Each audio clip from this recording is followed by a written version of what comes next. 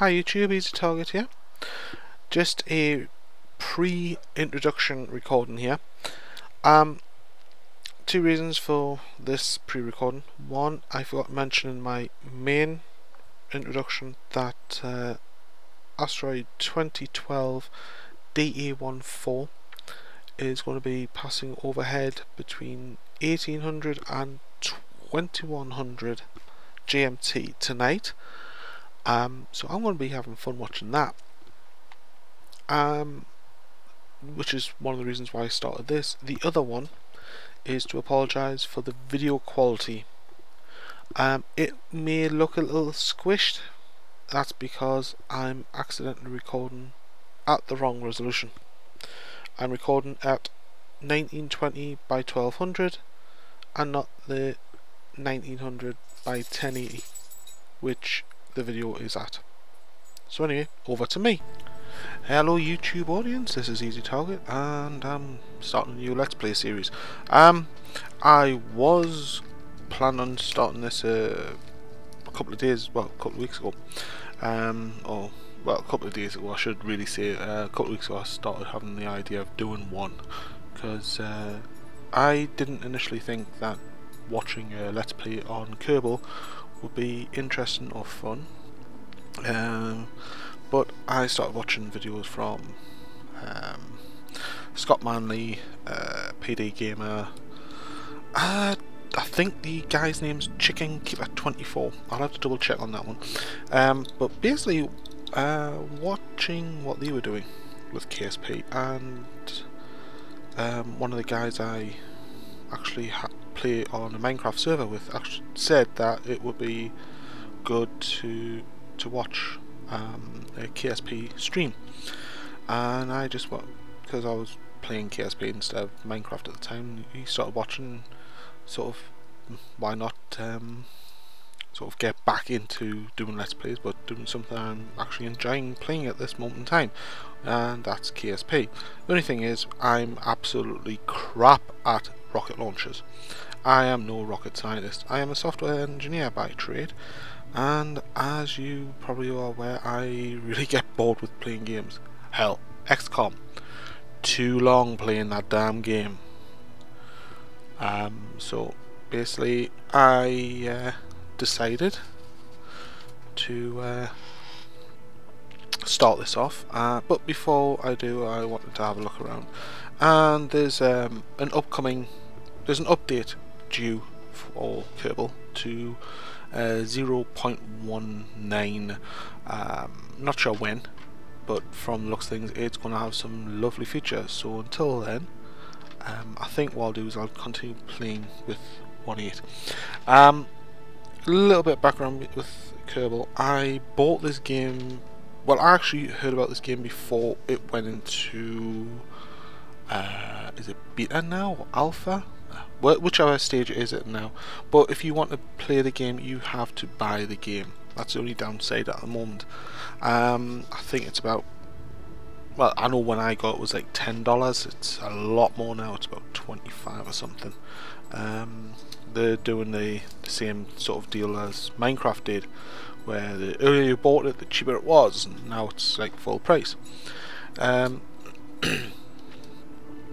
The game has moved along a lot since I first played it, especially in mod support. I mean, with Minecraft, mods are not looked on favourably by Notch. He tolerates them. He didn't like them at first, but he did say he's going to put mod support into the game. That's still to be seen. He got the guys that are doing Bucket to help with the features for the unified client as it is now, which means that there's a lot going on in Minecraft community at the moment, trying to get everything up and running for the release of the full modded support. But enough about Minecraft. On the other hand, Kerbal, completely the other way around. hey guys, you want to add a part to this game? No problem. Here's the API to do it. And this was even back before you bought the game, so you had people creating parts for the game, and some of these parts were absolutely brilliant. You've got like Nova Cisco's collection of parts. You had C7 Aerospace, who actually done a lot of the aircraft parts, and last time I checked, they are now part of the development team doing stuff for the game, so brilliant. Excuse me a second, I'm just cleaning the keyboard. The game, as I say, has come along a long way, and I'm going to play it for a bit. As I say, I'm absolutely crap at it. I can't really fly a ship without MechJeb, but I've just found a lovely component there that has just been updated to 1.4, which was released this morning, called the Kerbal Engineer.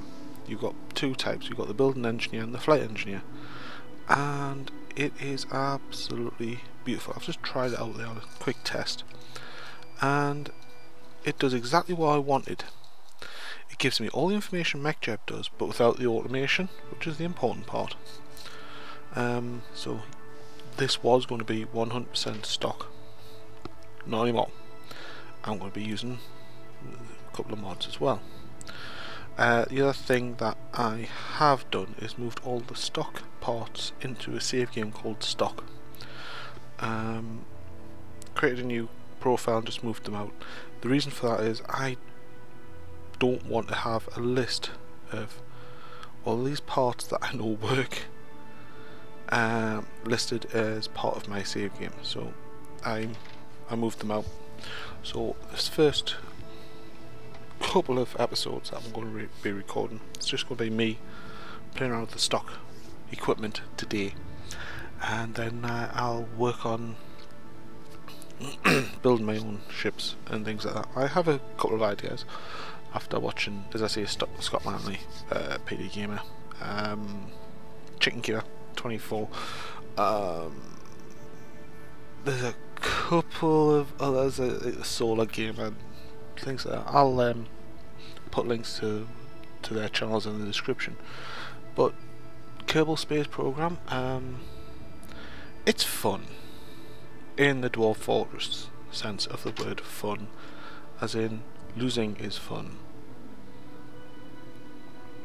And I might at this point put a nice image from Kerbal Space Comics, which is probably how my space program will run. So yeah, that's my space program. A nice long queue of people wanting to go into space and getting killed. So without further ado, I'm going to start a game. I'm not actually going to play a game, start a new one. I'm going to resume a saved one and stock. As you can see, it's just started, because that's literally what I did. Started it, quit the game, moved the files over. Hopefully, if I go into... Well, you've got 4 buildings here. You've got your space plane hangar, your vehicle assembly building for the rockets, tracking station, and a launch pad. So I'm going to go to the space plane hangar and load a new file. Yeah, here they all are. These are all stock parts. Now this one has been added. Ravensphere Mark IV has been added to the game today, and it is actually only using 29 parts. The previous model used 75 parts. So I'll tell you what, we'll start with the Ravensphere Mark I. Nice, simple, simplistic ship. So if I go to science and take our Kerbal engineering system and flight engineer and just dump it on there, it gives you some information about the ship. it has the cost of 1,500 and take 240 off that, so it's 210 for the ship, because it's 240 cost for the engineer. There is no credits in the game yet. This is something else I actually wanted to try. I wanted to actually play a game where like career mode, where if I build a ship, depend on the cost, I was given an allocation of money and I have to build a ship within that allocation, and I couldn't do anything apart from manually calculations, and you know for a fact manual calculations are going to cause problems. So this thing actually adds the cost in, so brilliant. It has a mass of 12.877 metric grams, I think that is. This has no mass and no drag, so this isn't adding to it. This little, it's literally a chip. I'll zoom in on it.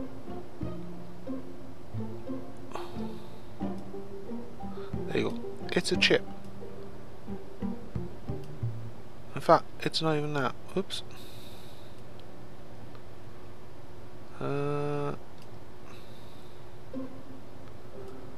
It's a VDU, a keyboard. Looks like a Windows keyboard. There's the. In fact, yeah, it is a Windows keyboard. They've taken the Windows keys off. There's a menu key. It's a bog standard keyboard on a LCD. 3 cables going into this circuit board underneath. So yeah, what the heck is that? Oh, what's that? Oh, it's a ladder going through the wing. Okay, so this is the Mark 1 plane. So let's just see how good I am at flying this, and this will give you an idea of how good I am at the game itself. And our pilot today is Jebediah Kerbin. Jebediah is fearless and doesn't care about anything. These are 3 jet engines, so let's turn on the SAS, which we don't have.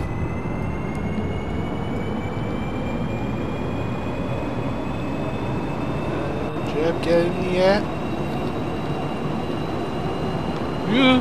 Gears up.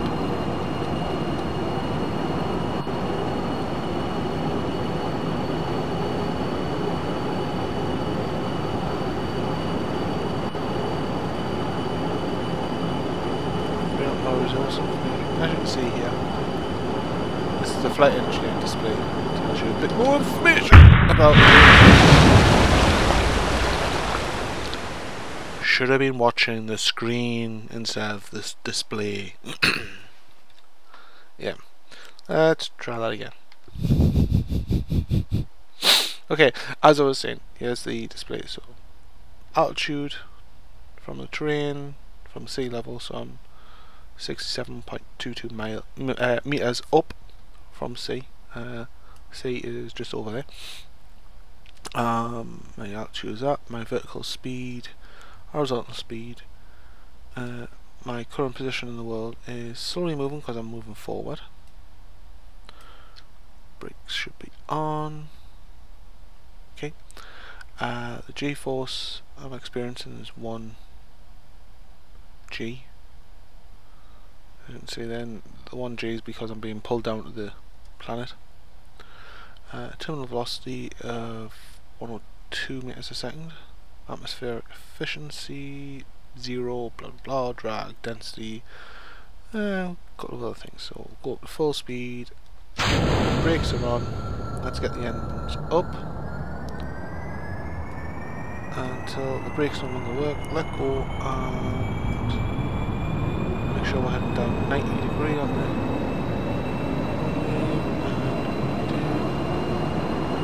pull back, gears up.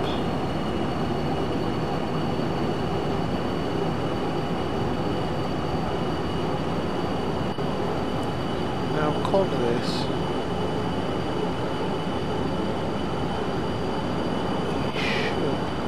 This thing is a bit hard to fly. What am I going to try to...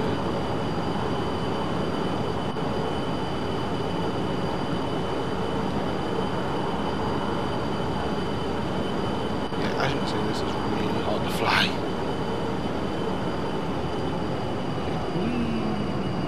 Flat spin.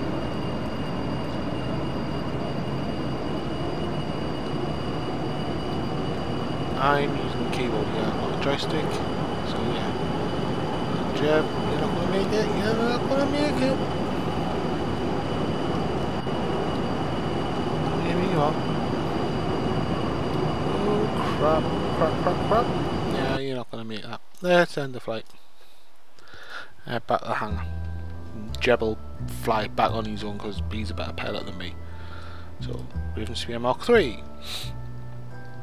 This one, Scott Manley actually made a couple of, I think it was this one, that was it the last one? Anyway, one of these planes, a couple of changes to it, and you could actually get it into space. So let's just see how this one flies.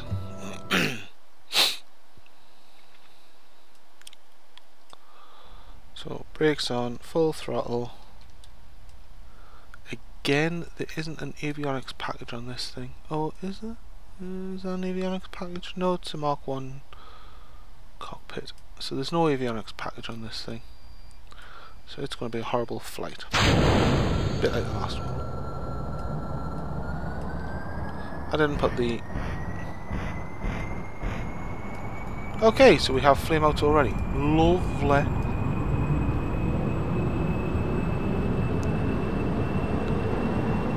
Just what we need, flame outs before we even start the takeoff procedure. Huh. Yay! There we go. And this one's slightly better. Okay, it must have a... No, it doesn't. It doesn't. I can tell already it's starting to fall. So yeah, this is another one of the things. So gear up.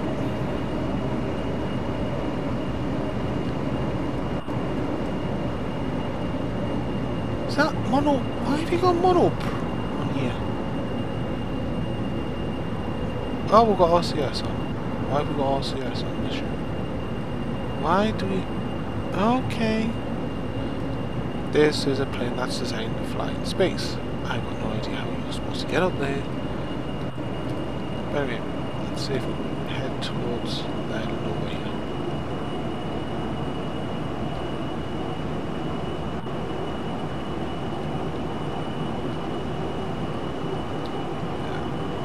Again, I am flying this with a keyboard, using the WASD ER keys. A and R are my roll, my pitch is W and S, and my yaw is A and D. As you can see, I'm having a really hard time flying this thing in a straight line. All it wants to do is attempt to crash.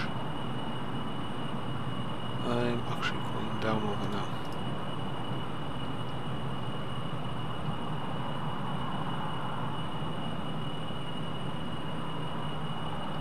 Okay.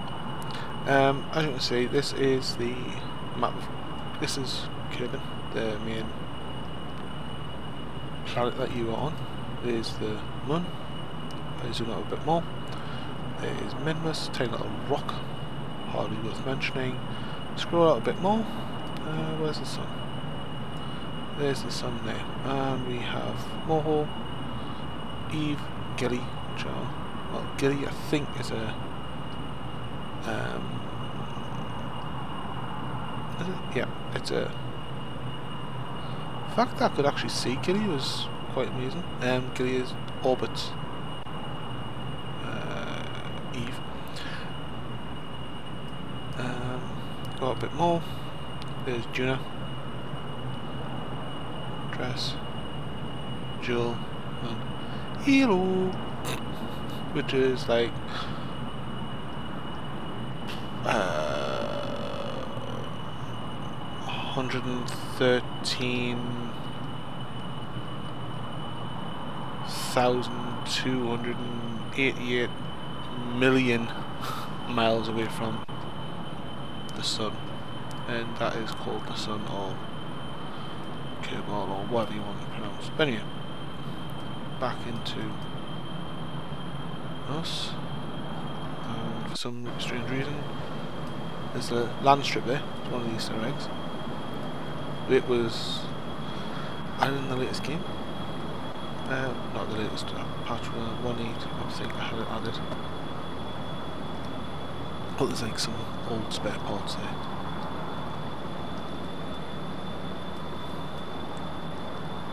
So, we are currently cruising at an altitude of 9,000 and about to crash. And what am I going to do with this? Well, this is what I'm going to do. Sorry, just blue. Yeah, we're having flame outs. I'm not getting enough oxygen into the actual engine, so they're flaming out. See my oxygen here. That can actually cause a constant flame out as well if I do this. Right click, close the intake. Right click, close the intake. Oops. We now no longer have any forward thrust. But anyway, and the flight, and the flight, and spaceplane hangar. I want to try out the Mark IV. Ooh, quad jet. Air intake valves. Yes. I'm liking the nice sleek look of this. It's quite nice. Quite beautiful actually. The fact that there's 4 engines there. Can't see any mono, so that propellant. So this isn't designed to fly in space. There's a strut there to keep the wings on. So let's take this one for a flight, and then I'll stop the recording here and start the proper recordings for this series. This is literally episode 0, Introduction to Kerbal. I will not be building ships in this one. I'm just playing around with the aircraft. And that's me dog chasing me cat. Or someone at the front door. I'll be right back.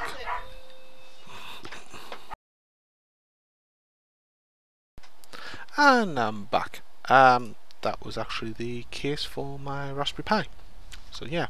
Right, what was I doing? Oh yeah, forward, that, brake on, and launch. Double check, yeah.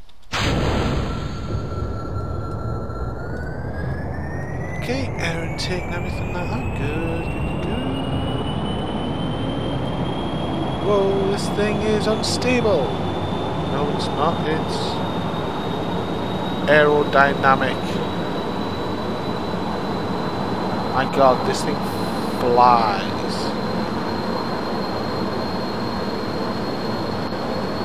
Oh boy! Let's see if we can get this up into some thinner air and take it for a spin.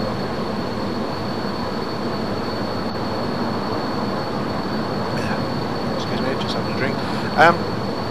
Hey guys, so let's just turn to 9. This thing is stable. Oh good God. If I ever build a plane this stable, I'll be happy.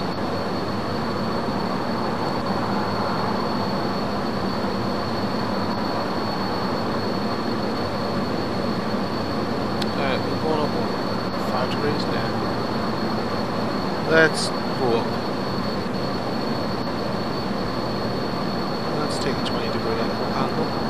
Let's get some altitude. Jeb's loving this.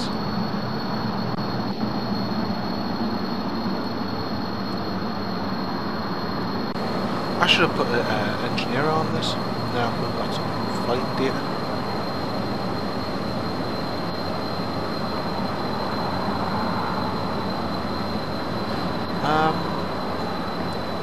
this is using the new Unit 4 engine, and it does seem a bit snappier. Even though I'm recording like 30 frames a second at the moment, it does seem very snappy. Very smooth as well. So I'm just going to let this fly.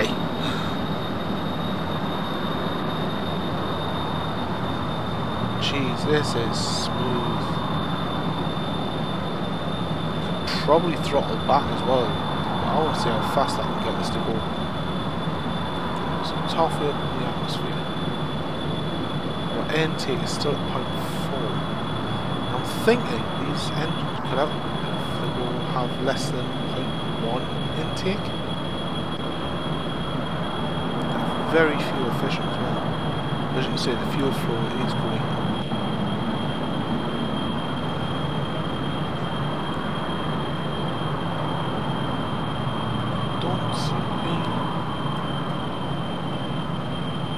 Jesus.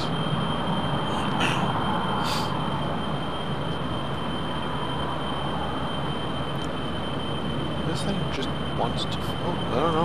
It's actually leveling. It's starting to go down again. So pull it back a bit. Let's head up again. Yeah, this time we'll take it up to 45. See if we can get to the next, like the thinner atmosphere, which is above 12.5k. The engines are starting to struggle.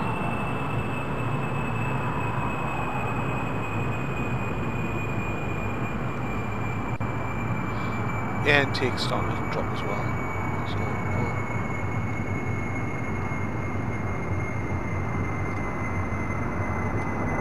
now if I can get this up to 2,000 meters a second, I will get like orbital speed. If that happens, I'll be very surprised.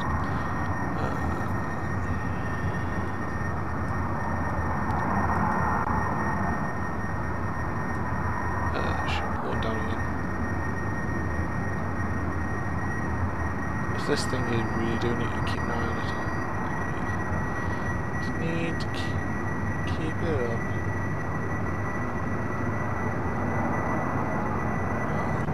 Stay in the thin atmosphere.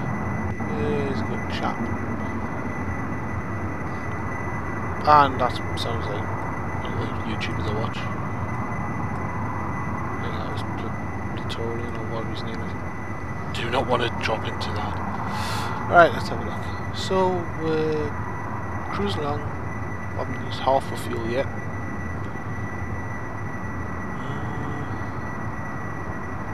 And the thin, like the second thickness of atmosphere, I can't remember what it's called. I'll double check that. As you can see the curvature of the planet Kerbin. We come from there. We're just going straight across, and if I can, I've actually made a plane that landed over there. So if I can actually land over there, I'll be happy. Because that's the furthest I've ever been with a plane that I've built. Now this is a stock plane. Thick atmosphere again. Don't want to be there. Be high up.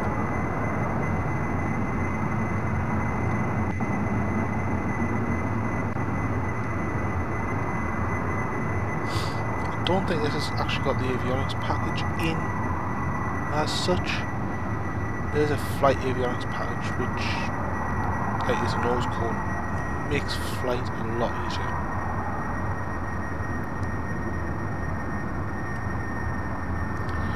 So we're still increasing our speed, which is good. Which means this bad boy has a lot more in it. Maximum altitude there is 14.5, so yeah, it's just 0.45 degrees and see how it can go. Our speed isn't increasing as much. We've wasted, we're well over halfway through the fuel. This thin atmosphere, we are actually increasing speed again, and there was a brownout. This is what happens when you are in thin atmosphere and you don't have enough airflow. Flame outs. So, kill the engine.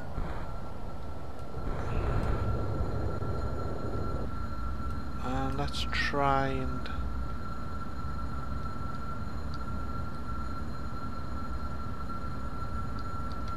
get our engines back up. So, we know the service ceiling is about 1500.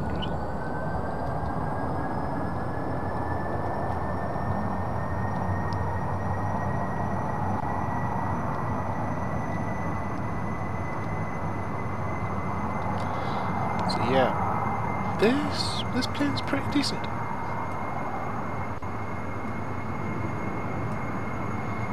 There's the landscape again. Yeah, we're now in a flat spin. I thought I'd do some type acceleration. Yeah, bad idea. Flat spin, and it's causing the engines just to flame out.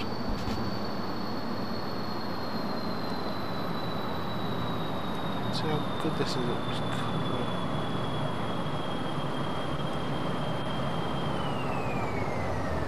Take the engines down, throttle up again. Do we have the altitude to do this? Apparently we do. Right, cut the engines, and I want to glide this into for a water land.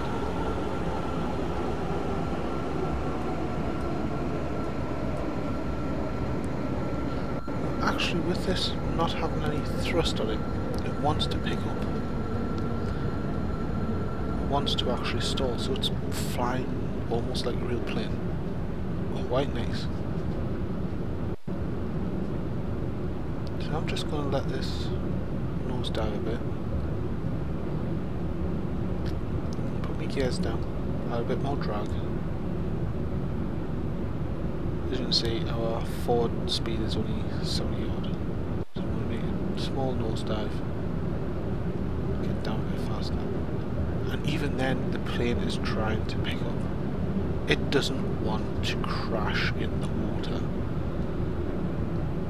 It wants to be in the air.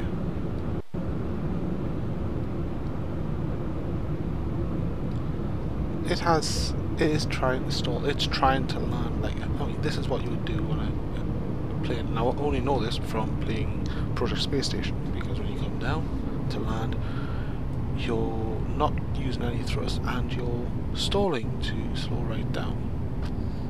And as you're about to touch down on the water, well, on the runway, you got nose down and then hit the brakes.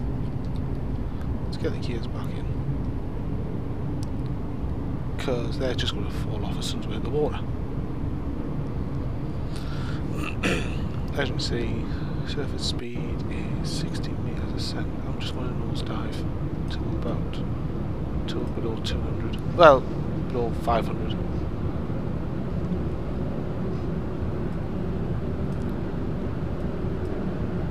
And let it pull itself back up.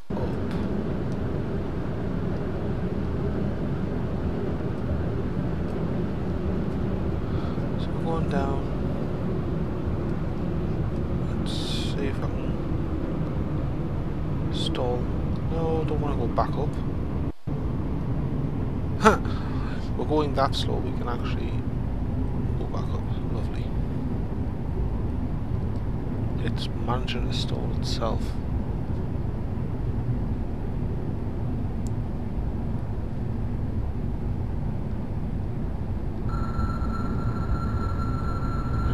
That was the wrong key to press.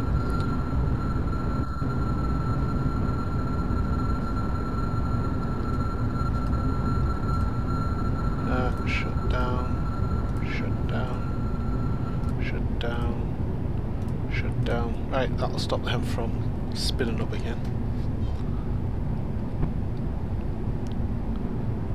even at this speed it's trying to pull up.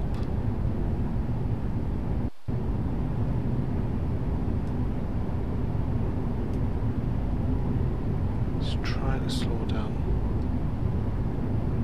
I don't even think there's RCS fuel on this. No, there's no RCS nodules, no reaction control, no nothing.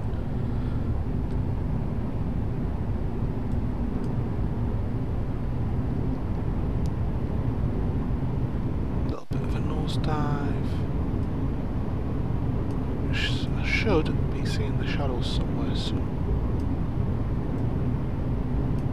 It is there.